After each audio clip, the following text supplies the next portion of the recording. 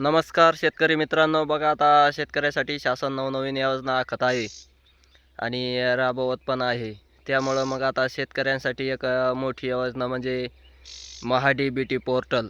आणि या महा-डी-बी-टी पोर्टलवर शेतकऱ्याला ज्या शेतकरी स्तरावर शेतकऱ्यांसाठी शेतकऱ्याच्या कल्याणासाठी शेती लेवलच्या ज्या सर्व योजना आहेत त्या सर्वच योजना काय करत आहे, महा-डी-बी-टी पोर्टल मार्फत राबवत असल्यामुळे तुमचा फवारा असेल, त्यानंतर विविध प्रकारचे शेतीसाठी लागणारे अवजारं, ठिबक, स्प्रिंकलर असे नवनवीन योजना. मग ते मोठं ऊस तोडायचा हार्वेस्टर म्हणा, ते सुद्धा काय केलेलं आहे, महा-डी-बी-टी पोर्टल मार्फतच त्याची सोडत होते.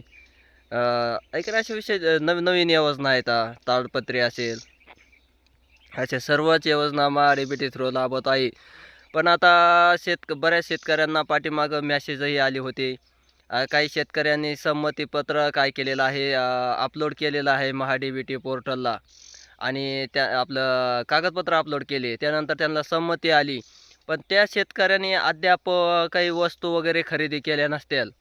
मग तुमचं स्प्रिंकलर असेल, ठिबक असेल, त्यानंतर शेततलावाचं असेल, जे कागदपत्र लागतात, जे बिलं लागतात, ते काय केलेले आहेत, अद्याप अपलोड केले नाहीत.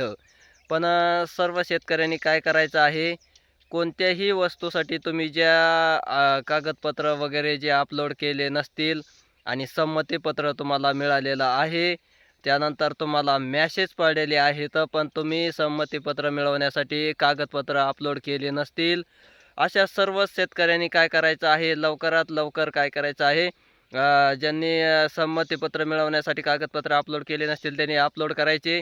आणि ज्यांनी संमती मिळवण्यासाठी कागदपत्र अपलोड केली आहे तर संमती मिळाली आहे, पण वस्तू खरेदी केलेल्या नाहीत. त्याचा कालावधीही संपत आलेला आहे. बरेच दिवस झालेले आहेत. 1 महिना उलटून गेलेला आहे. असे सर्व शेतकऱ्यांनी काय करायचं आहे, वस्तू खरेदी करून बिलं अपलोड करायची आहे. हे जर तुम्ही केलं नाही तर सध्या 31 डिसेंबरपर्यंत ही तुमचं काय होणार आहे, संमतीपत्र म्हणा, कागदपत्र अपलोड करायचं ऑप्शन म्हणा, हे राहील. त्यानंतर 31 डिसेंबर झाल्यानंतर तुमचं सर्व डाटा काय होणार आहे, डिलीट होणार आहे.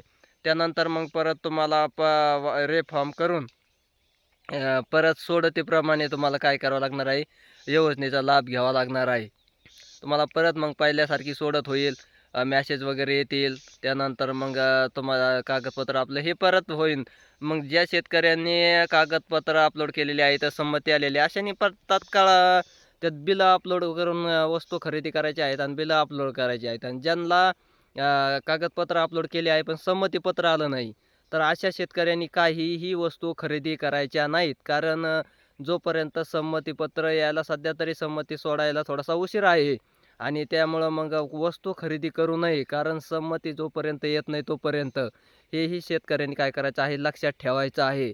आणि ज्यांची संमती आली त्यांनी वस्तू खरेदी केल्या नसेल त्यांनी तात्काळ वस्तू खरेदी करून बिल अपलोड करायचे आहेत. नसतात 31 डिसेंबर नंतर हे सर्व काय होणार आहेत, तुमचे फॉर्म भरलेले बाद होणार आहेत आणि मग आपल्याला नवीन परत सोडत होईल, नवीन मॅसेज येतील. हे परत पहिल्यापासून काय होणार आहे, सुरुवात होणार आहे. हे महा-डी-बी-टी पोर्टलवर होणार आहे. सर्व शेतकऱ्यांनी काय करायचं आहे, याकडे लक्ष द्यायचं आहे. ज्याने स्प्रिंकलर वगैरे घ्यायची इच्छा असेल त्यासाठी कागदपत्र अपलोड केले असतील, ज्यांचं ठिबकचं असेल, ऐका नाही, ह्या सर्व शेतकऱ्यांनी काय करायचं आहे, लवकरात लवकर संमती मिळाली असेल तर बिलं अपलोड करायचे आणि संमती मिळाली नसतील तर कागदपत्र अपलोड केलेले असतील त्यांना संमतीला सध्या संमती शासन सोडित नाही, संमतीला थोडासा उशीर आहे.